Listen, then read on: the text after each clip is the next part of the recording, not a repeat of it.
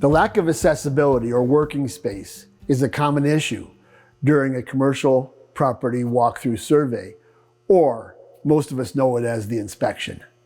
Working space is the protection of the worker. Working space is the space necessary to access any piece of electrical equipment anywhere in the building. The CompSop states that an inspector should inspect for the lack of accessibility or working space that should hamper the safe operation, maintenance, or inspection. The working space is often described as the 30-36-78 rule.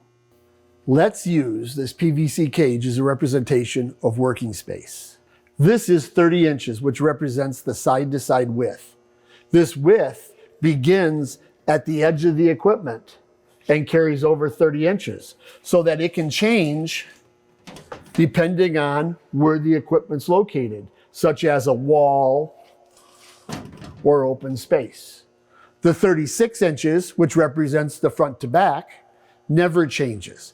It is the minimum depth clearance, as well as the 78 inches, which never changes. It's the minimum height clearance. All three of these numbers need to be present. Not one, not two, but all three always need to be present. Let's take a look at another example of working space.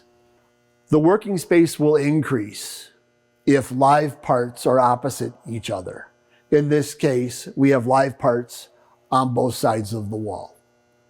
If the live parts are 208, 120, then the same 36-inch rule is in effect. If the live parts are 480, then it increases to 48 inches or 4 foot.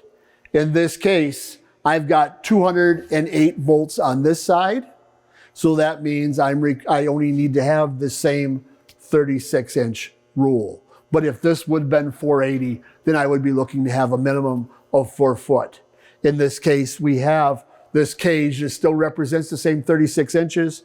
We still have another 1.5 feet on this side. So whatever the voltage is, we know we have a safe condition.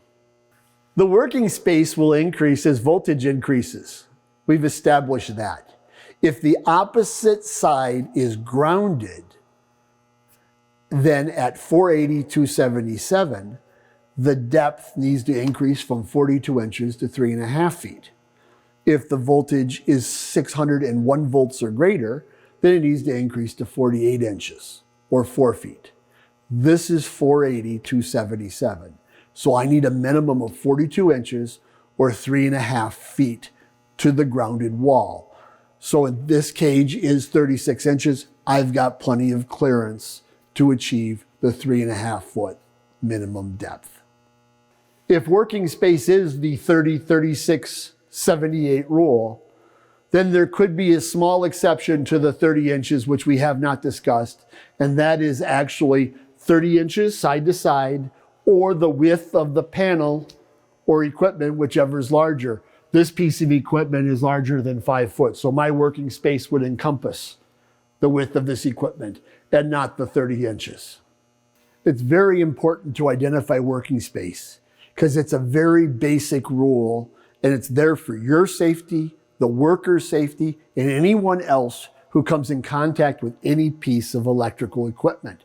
We've talked about electrical equipment that might be in wide open space. We've talked about electrical equipment that might have live and a grounded side, and we've talked about electrical equipment that's got live on both sides. But identifying working space will probably be your most common issue you find in any commercial inspection. People store things next to electrical equipment. People hide electrical equipment. People confine electrical equipment. And worker safety and inspector safety is identifiable in a simple rule: 30 inches, 36 inches, and 78 inches. Working space is designed to protect the worker from coming into contact with electricity. Dedicated space is present to protect the electrical equipment.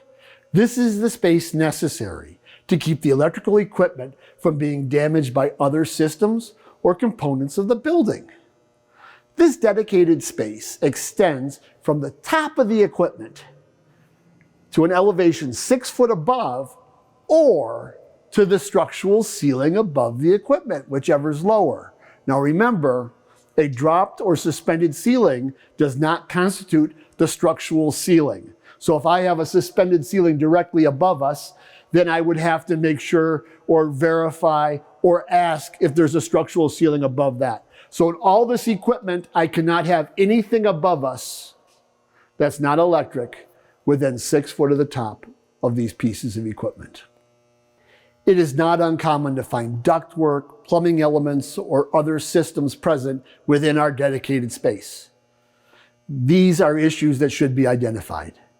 If there are any components that might produce water, this could include HVAC elements outside of the dedicated space, but still above it, then some kind of guttering or drip pan should be present and installed. Dedicated space protects the equipment, and working space protects the humans. Both of these rules are there to create a proper, safe environment for the building or the electrical equipment in the building.